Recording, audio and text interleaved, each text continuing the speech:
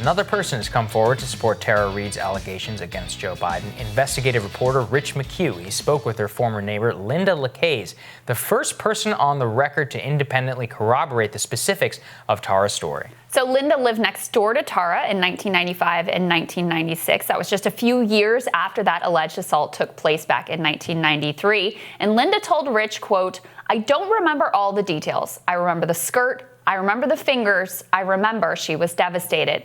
Joining us now via Skype is Rich McHugh with more on this reporting. We should also note that the Biden campaign has repeatedly denied these allegations. We reached out for comment about Rich's story, but have not received a response at this time. Great to have you, Rich. Good to see you, Rich. Thanks for having me.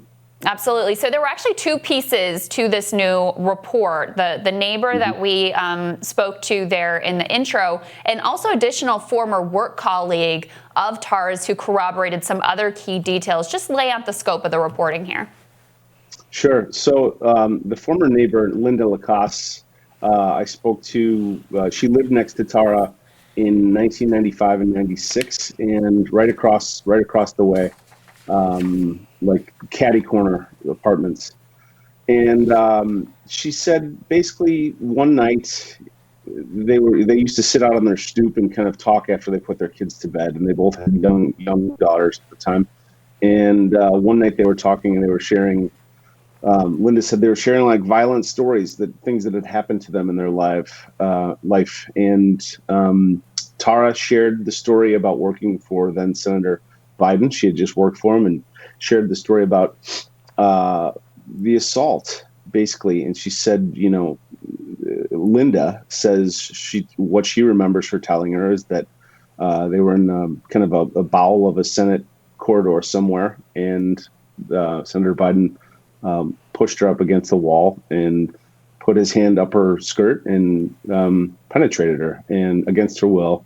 And she said, in recounting it, I asked, what was her mood in telling you this? She said she was hysterical. She was crying, and ultimately she was devastated. I said, did you have, any reason to doubt the veracity of what she was saying? She said, no. She's been an honest person as long as I've known her, and no. And then when I was, I interviewed her 4 times because I was like, I need to make sure that the story she's telling me doesn't change. And so it never did.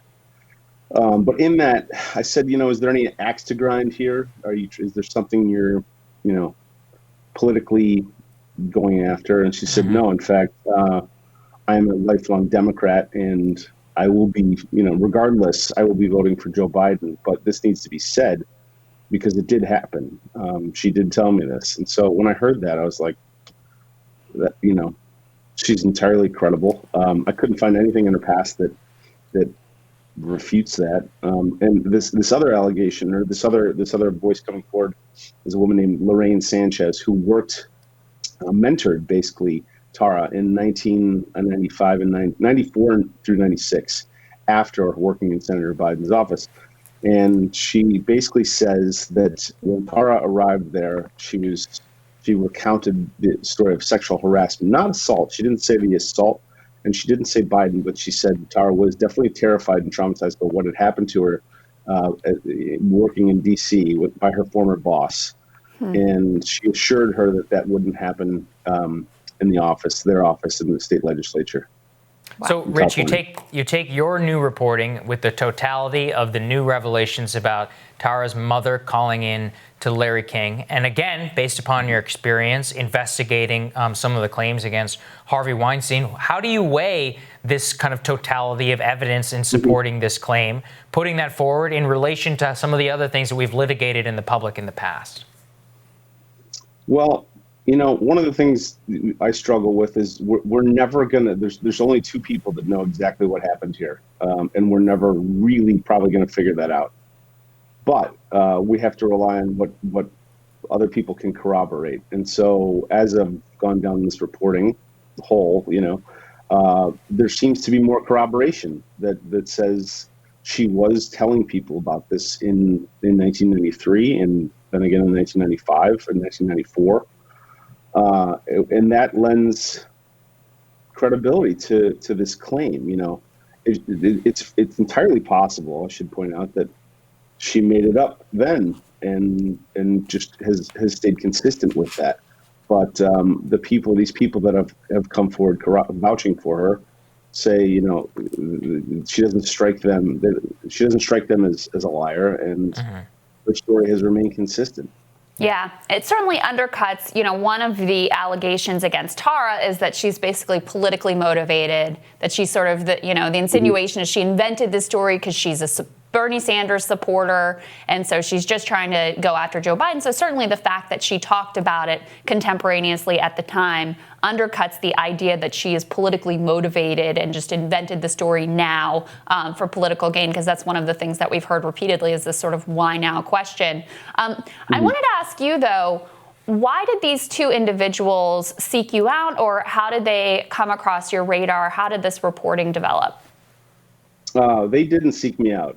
In the beginning, when I was deciding whether I was going to report on this, talking to Tara, I listened for 2 days and took a lot of notes. And she said she worked in this office and that office and where she worked. And, in speaking with the woman, the Lorraine Sanchez, I kind of had to drag it out of her. And she was not on the record. And she wouldn't go on the record until about 12 hours before I published the story. Finally, she said, okay, you can use my name. So, wow. I don't know. It's just calling a lot of people and tracking, trying to verify parts of this story. And a lot of people aren't calling me back. But I was able to get on the phone with both of these people and say, like, I'm legitimately trying to verify this. And if you have, if you can verify this in any way, that's what I'm just trying to get to the truth. So what's your experience here?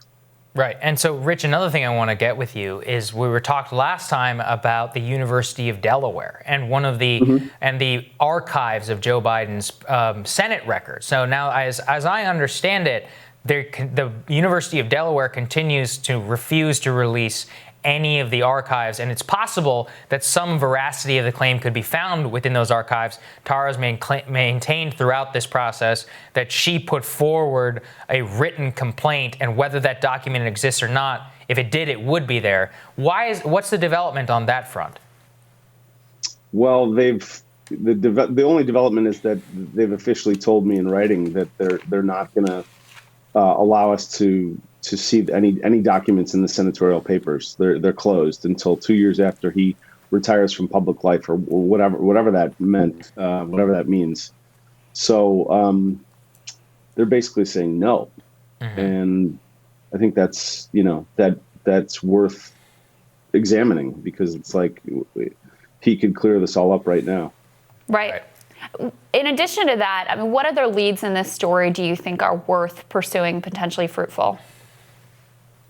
Well, I'd like to hear from more staffers who worked with Tara back then. I think it's worth. I'd like to hear from the Senator Joe Biden himself.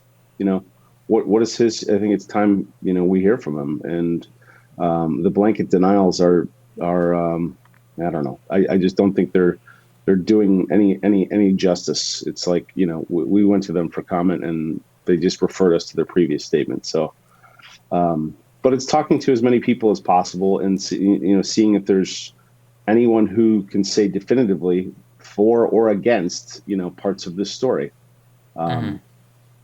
Well, if there's anybody out there who has information, please contact Rich. Yeah. And Rich, one other question. Yeah. I'm almost embarrassed to ask, but I think it's important for you to speak to. I'm sure you're getting a lot of pushback of like, you're helping Donald Trump. As a reporter, I mean, how do you think about that, or how do you respond to that? It's hard to say, because I try not to look at the story politically. In fact, I was very reluctant to even start reporting on it. When several people asked me to look into it, I was like, this is a minefield. I really don't want to do this, but I will do it, and we may not like what we find.